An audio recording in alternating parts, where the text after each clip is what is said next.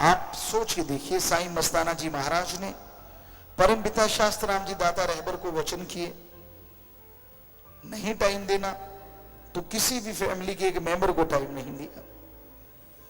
ठीक है, सत्संगियों की तरह सत्संग करते करते कभी उस गांव में सत्संग है तो जाना, उसी तरह चर्चा होनी। लेकिन यही बात जब इस खाक को साईं बेपरवाह शास्त्र राम जी दाता ने गुरगद्दी पे बिठाया तो 3 या 6 महीने के बाद बापूजी आए, शायद वो रोए होंगे बाहर।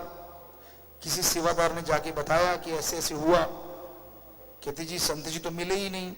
परम पिता जी शाम को बाहर आए, चारपाई पे बैठे, मजलिस करने के बाद फिर बैठे वहीं आके और बैराग में आवाज में कहने लगे, नहीं अब नहीं। हम पास बैठे थे, हमने कहा जी क्या?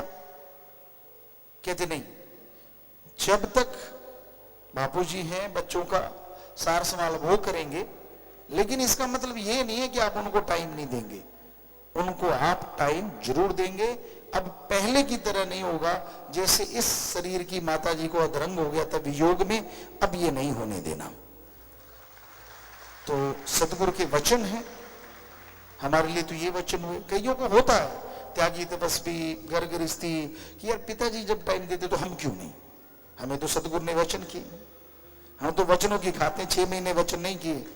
पूछ सकते हो, सवाल पैदा ही नहीं कि हमने कभी पास भी फड़कने दिया हो।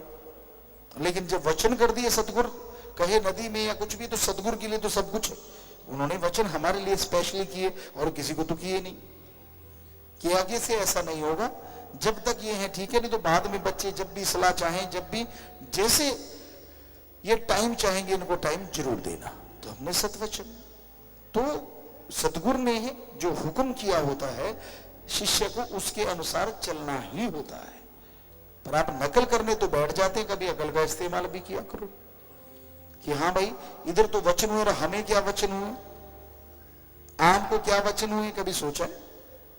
वो तो 1948 से वचन हुए, वो तो कभी विचार नहीं किया। तो इसलिए विचारा करो।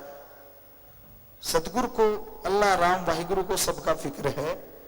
जब आप सब डोरियां उस पे छोड़ देते हो, अरे उम्मीद तो किसी अच्छे धनाड़ की, सरपंच की ले लो, वो बड़ी मदद करने से पीछे नहीं हटता।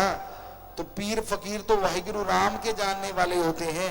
कोई उस पे डोरियां छोड़ दे तो क्या राम कोई कमी आने देगा? पर आप डोरियां छोड़ो तो ना, आपको तो खुद की डोरियां कसी हुई हैं। तो इसलिए आप टेंशन में रहते हैं, परेशान रहते हैं, दुखी रहते हैं, गमगीन रहते हैं। उसको सब फिक्र है। बेपरवाह जी ने कितने भजन रखे हैं। ये हो नहीं सकता कि उसको पता ना चले कि तेरी रग दुखती है, तेरे को परेशानियां, हो नहीं सकता। टाइम लग सकता है, इसमें भी उसकी कोई रजा होती है, उसकी कोई वजह होती है।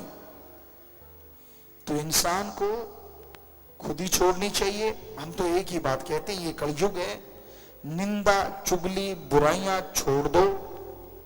जो साइन बोर्ड है उसके अकॉर्डिंग अपनी दुकान में यानी अपने शरीर में वही सामान रखो। दुकान कोई और, सामान कोई और, तो धोखा खा जाओगे। इसलिए साइन बोर्ड जो भी लगे हैं, समझदार को इशारा काफी है, उसके अकॉर्डिंग चलते जाओ। यकीन मानो अंदर बाहर वो राम, वो सतगुरु, वो अल्लाह, वो वाहिगुरु, वो मालिक किसी तरह की कोई कमी तो क्या आने देंगे, बल्कि कुलों का भी उद्धार करते चले जाएंगे।